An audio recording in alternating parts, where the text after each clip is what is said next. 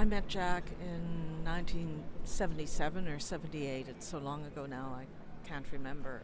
And he was a constant presence of activism and inspiration. I think Jack appealed to people of all political stripes. Jack Layton was greatly loved and respected. This is just about a great Canadian, a visionary Canadian, an eloquent Canadian, a motivator, an inspiration in people.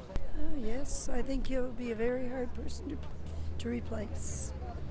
He was just a regular working man, one of us, and he was a down-to-earth human being.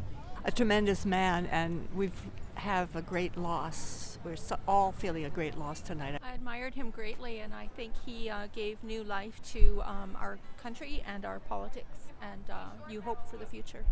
I just personally believe he's the last honest politician that's around right now.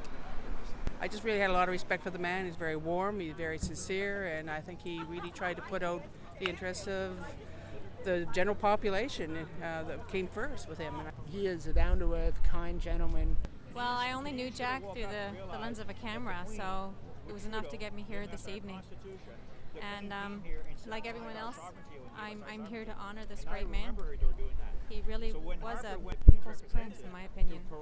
To be honest, he's probably the only politician in my lifetime that I can honestly say that I admired and I looked up to, and he made me kind of engage in politics.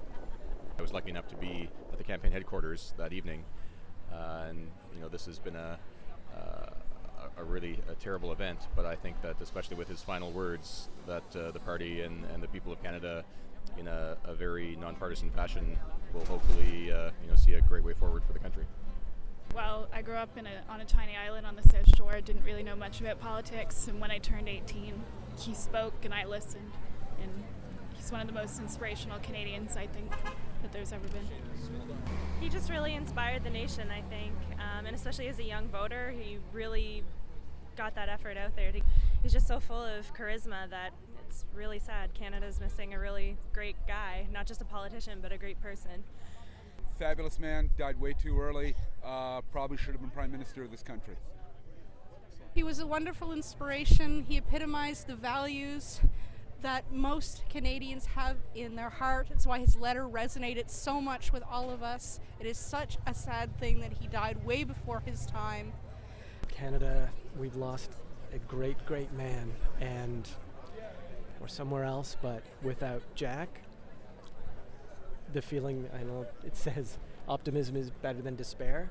I'm feeling a lot of despair right now and worry for this country and its future without Jack, as I think he was the one guy that really could have made a difference in this country. I think Jack Layton exemplified the grassroots, and I think that's why you're seeing the outreach from people all across the nation, because I don't think he compromised his principles from the time that he was a councillor in Toronto to reaching leader of the opposition. Very big fighter. And we're going to miss him terribly as a country. I hope they erect a statue in his honor.